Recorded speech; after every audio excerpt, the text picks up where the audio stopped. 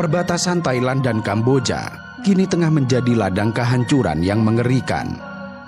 Medan di sekitar perbatasan yang tidak lain adalah hutan lebat dengan perbukitan curam, memaksa pasukan Thailand dan Kamboja untuk bertarung dalam jarak dekat. Pasukan Thailand dengan teknologi militer yang lebih canggih menggunakan drone bersenjata serta tank ringan.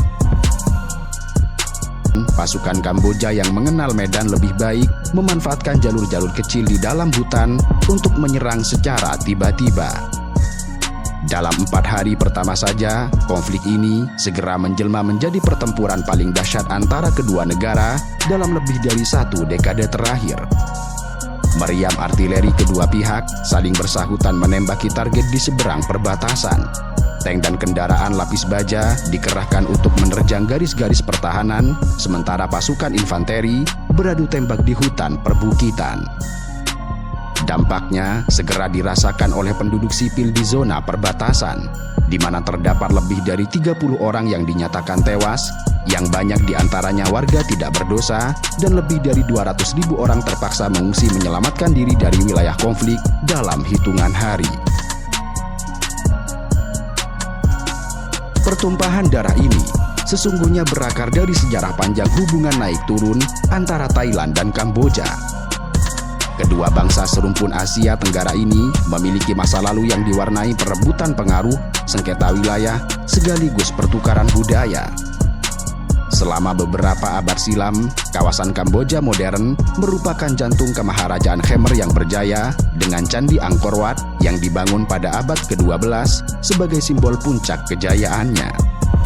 Namun, memasuki abad ke-15, kekuatan Khmer merosot, sementara kerajaan tetangganya, yaitu Siam atau Thailand kuno, tengah bangkit menuju kejayaan. Pada tahun 1431, pasukan Siam menaklukkan Angkor, menandai awal dominasi Siam atas tanah-tanah Khmer Barat.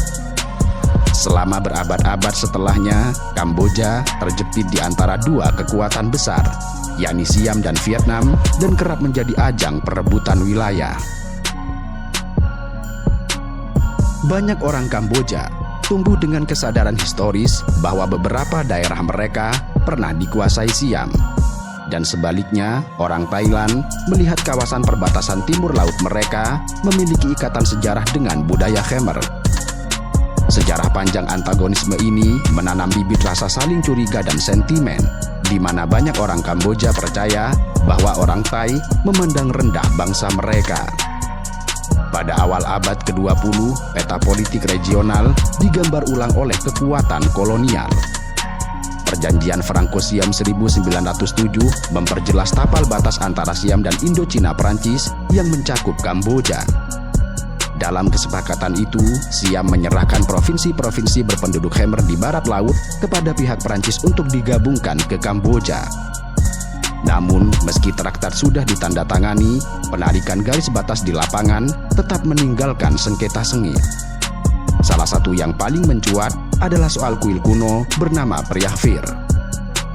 Candi Hindu abad ke-11 yang terletak di puncak tebing Dangrek ini berada tepat di garis perbatasan.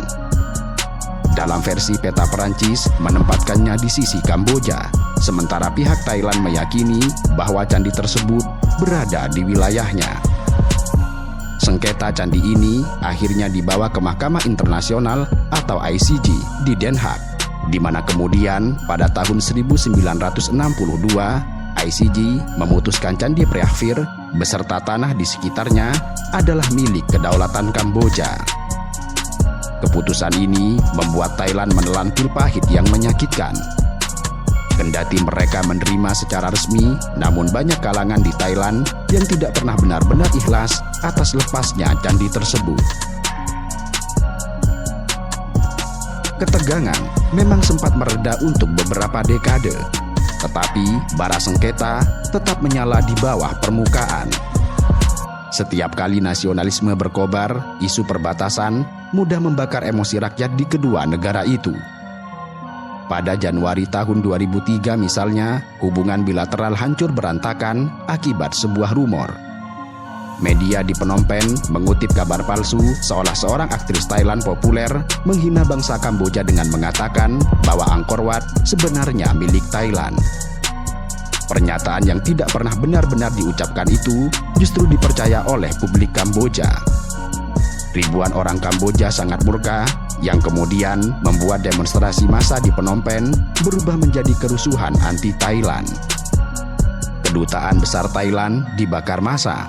Puluhan bisnis milik orang Thai di Kamboja dijarah dan dihancurkan. Pemerintah kedua negara sampai memutus hubungan diplomatik sementara akibat insiden tersebut. Meski kerusuhan tahun 2003 bermula dari sebuah berita palsu, tetapi kejadian itu menjadi bukti akan betapa rentannya relasi Thailand-Kamboja terhadap sentimen sejarah dan etnis. Luka kolonial dan konflik lama masih membekas dan siap tersulut oleh provokasi kecil sekalipun. Pada tahun 2008, sengketa mengenai candi itu kembali memanas.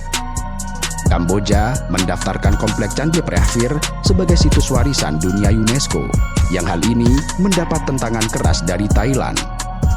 Kaum nasionalis di Thailand melakukan protes karena khawatir pencatatan UNESCO akan menguatkan klaim Kamboja atas wilayah sekitar candi. Maka ketegangan itu berubah menjadi pertempuran militer di perbatasan. Pertempuran tersebut relatif terbatas skalanya, tetapi cukup untuk mengungkap betapa rapuhnya perdamaian perbatasan. ASEAN sempat turun tangan memediasi, dan akhirnya genjatan senjata dicapai, meski isu perbatasan tidak benar-benar tuntas diselesaikan. Setelah 2011, keadaan berangsur tenang. Namun, perbatasan sepanjang 817 km antara Thailand dan Kamboja itu tetap menyimpan titik-titik rawan yang belum disepakati demarkasinya, terutama dua kompleks candi kuno, yakni Preahfir dan Tamuan Tom, yang masih menjadi rebutan dan simbol harga diri nasional bagi kedua bangsa. Menjelang pertengahan 2025, hubungan Thailand dan Kamboja kembali di ujung tanduk. Situasi domestik di masing-masing negara turut membentuk dinamika ini. Kamboja baru saja mengalami suksesi kepemimpinan. Perdana Menteri Hun Sen yang berkuasa lebih dari 35 tahun menyerahkan tampuk pimpinan kepada putranya, Hun Manet, pada Agustus tahun 2023. Hun Manet yang seorang lulusan Akademi Militer Asing ingin menunjukkan wibawa di awal pemerintahannya, termasuk bersikap tegas dalam isu kedaulatan. Sementara itu di Thailand, pemilu tahun 2023 diikuti periode ketidakpastian politik. Setelah bertahun-tahun di bawah pemerintahan militer dan semi-militer, Thailand mencoba bertransisi ke pemerintahan sipil koalisi pada tahun 2024 hingga 2025. Sayangnya, ini adalah koalisi rapuh dan terpecah antara fraksi progresif dan konservatif. Isu nasionalisme perbatasan menjadi sangat sensitif, di mana setiap tanda kelemahan dianggap dapat menjatuhkan legitimasi pemerintah. Dan dalam konteks inilah, percikan kecil di garis perbatasan berubah menjadi kobaran api. Pada 28 Mei tahun 2025, terjadi insiden berdarah di area yang disebut sebagai Segitiga Zamrud, kawasan hutan perbatasan tempat bertemunya Thailand, Kamboja, dan Laos. Pagi itu, patroli antara Kamboja berpapasan dengan patroli Thailand di wilayah antara Provinsi Preahfir Kamboja dan Ubon Ratchathani di Thailand. Kala itu, terjadi ketegangan sengit ketika masing-masing pasukan mengklaim pihak lain memasuki wilayahnya. Menurut versi Kamboja, tentara Thailand lah yang pertama kali melepaskan tembakan ke arah prajurit Kamboja yang sedang bertahan di parit pertahanan. Dan sebaliknya, juru bicara militer Thailand menuduh pasukan Kamboja lah yang melewati garis batas dan menembak ketika diminta untuk mundur. Baku tembak singkat sekitar 10 menit itu mengakibatkan satu perwira Kamboja tewas. Dan inilah korban jiwa pertama dalam konflik perbatasan kedua negara setelah bertahun-tahun. Insiden kecil tersebut langsung berbuntut besar. Pemerintah Kamboja di Phnom Penh mengutuk keras tindakan Thailand. Perdana Menteri Hun Manet segera mengumumkan niat membawa sengketa ini ke Mahkamah Internasional sembari menyatakan ia tidak menginginkan untuk perang. Sementara di pihak Thailand, para pejabat tinggi berupaya meredam eskalasi.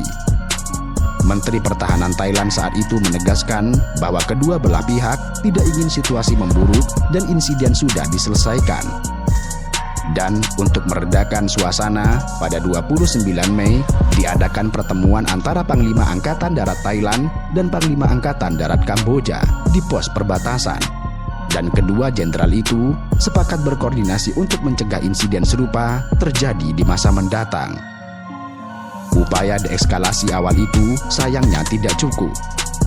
Ketegangan justru meningkat di minggu-minggu berikutnya seiring kedua negara saling curiga memperkuat militer di perbatasan. Pada 5 Juni, delegasi Thailand dan Kamboja menggelar perundingan bilateral untuk meredakan situasi, namun hasilnya buntu. Pihak Thai mengklaim Kamboja menolak usulan mereka untuk meredakan krisis. Dan kegagalan diplomasi ini diiringi retorika keras. Juru bicara militer Thailand menuduh warga sipil Kamboja kerap menerobos masuk wilayah Thailand dan menuding Kamboja sengaja membangun kekuatan militer dengan niat jelas menggunakan kekerasan. Isu perbatasan pun merambah ranah ekonomi dan budaya. Pada 17 Juni, pemerintah Kamboja mengumumkan larangan impor buah-buahan serta penayangan drama televisi dari Thailand sebagai bentuk protes. Langkah yang tidak biasa ini mencerminkan memburuknya hubungan. Kamboja seolah ingin menunjukkan bahwa mereka siap memutus ketergantungan pada produk dan budaya Thailand di tengah krisis. Dan selama bulan Juni itu pula, berbagai insiden kecil menambah panas suasana. Pernah suatu kali, sekelompok tentara bersenjata Kamboja dan patroli paramiliter Thailand berhadap-hadapan di hutan Surin. Namun beruntungnya, pertemuan itu berakhir tanpa baku tembak setelah kedua pihak mundur secara perlahan. Pada 13 Juli, seorang turis Thailand bahkan nekat memancing provokasi dengan meninju seorang prajurit Kamboja di kompleks Candi Tamoen Tom. Puncak dari semua ketegangan itu terjadi pada pertengahan Juli 2025. Pada 16 Juli, patroli tentara Thailand di area segitiga Zamrud mengalami musibah, di mana 5 prajuritnya terluka akibat menginjak ranjau darat yang tertanam di jalur patroli. Dugaan awal menyebut bahwa ranjau itu peninggalan perang era 1980-an. Namun, analis lebih lanjut menunjukkan bahwa itu adalah ranjau jenis PMN-2 buatan Rusia yang relatif modern. Temuan ranjau baru ini memicu kemarahan di pihak Bangkok. Thailand menuduh ada pihak yang sengaja memasang ranjau baru di wilayah mereka, dan Thailand segera mengarahkan tuduhannya ke Kamboja. Sedangkan pihak Kamboja menuduh Thailand yang menanam sendiri ranjau itu. Situasi makin memanas ketika pada 23 Juli, hanya sepekan setelah insiden pertama, patroli Thailand lain kembali terkena ranjau PMN-2 di distrik Nam Yuen. Dalam insiden itu, 5 prajurit terluka dan salah satunya hingga kaki kanannya terputus. 2 insiden beruntun ini dianggap Thailand sebagai bukti pelanggaran serius terhadap kedaulatan mereka. Militer Thailand mengutuk apa yang mereka sebut sebagai tindakan tidak manusiawi yang mengancam perdamaian perbatasan. Dan di titik ini, jalan menuju pertempuran militer nyaris tidak terelakkan. Pada 23 Juli petang, Thailand mengambil langkah drastis dengan menurunkan level hubungan diplomatik. Duta Besar Thailand di Phnom Penh dipanggil pulang, sementara Duta Besar Kamboja di Bangkok diusir pulang ke negaranya. Pemerintah Thai juga segera menutup 4 pos perbatasan dan melarang akses publik ke akses kompleks Candi Sengketa dengan dalih keamanan. Pasukan Thailand di perbatasan dinaikkan statusnya ke siaga tempur penuh, dan ini berarti artileri telah diisi peluru tajam, jet tempur disiagakan di pangkalan, dan komandan lapangan tinggal menunggu sebuah perintah. Sementara dari Kamboja, Hun Manet mengirim surat mendesak kepada Dewan Keamanan PBB memohon sidang segera untuk menghentikan agresi Thailand terhadap kedaulatan Kamboja. Namun, Thailand teguh menolak keterlibatan pihak ketiga. Kementerian Luar Negeri Thailand bersikukuh bahwa segala isu harus diselesaikan secara bilateral, mengingat mereka memang tidak mengakui yurisdiksi Mahkamah Internasional dalam hal perbatasan. Upaya mediasi regional pun sempat tersendat. Thailand bahkan menolak tawaran mediasi dari Amerika Serikat, China maupun Malaysia pada 25 Juli dengan alasan ingin menyelesaikan langsung dengan Kamboja. Kedua negara sudah saling keras kepala. Dan dengan tensi setinggi ini, percikan kecil saja cukup untuk meledakkan sebuah perang. Dan benar saja, esok paginya, yaitu 24 Juli, tembakan pertama dilepaskan. Dan kini, kedua belah pihak berada dalam situasi perang penuh. Di darat, tembakan artileri tidak pernah putus. Meriam Thailand menargetkan posisi Kamboja dan sebaliknya. Serangan roket Kamboja menyebabkan tragedi memilukan di pihak Thailand. Sebuah roket BM-21 menghantam sebuah pompa bensin di Provinsi Sisaket, Thailand, dan mengubahnya menjadi bola api. Sedikitnya 8 warga sipil Thailand tewas seketika dalam ledakan itu. Puing-puing bangunan terbakar, asap hitam membumbung di atas desa yang porak-poranda. Dan beberapa menit kemudian, roket lain jatuh di dekat rumah sakit di sisi Thailand dan melukai sejumlah orang dan memaksa evakuasi panik pasien serta tenaga medis. Serangan terhadap fasilitas kesehatan ini dikutuk keras oleh pihak Thailand. Militer Thai menuding Kamboja telah melakukan kejahatan perang dengan sengaja menyerang rumah sakit, pemukiman, dan situs sejarah milik Thailand. Sementara itu, pihak Kamboja tidak mau kalah menuding. Mereka mengklaim tembakan artileri Thailand juga menghantam pagoda dan kampung-kampung di Kamboja, menyebabkan warga sipil terluka serta bangunan rusak. Bagi warga yang tidak bersalah di kedua sisi, hujan senjata ini membawa petaka yang sama, yaitu kehilangan, ketakutan, serta kehancuran.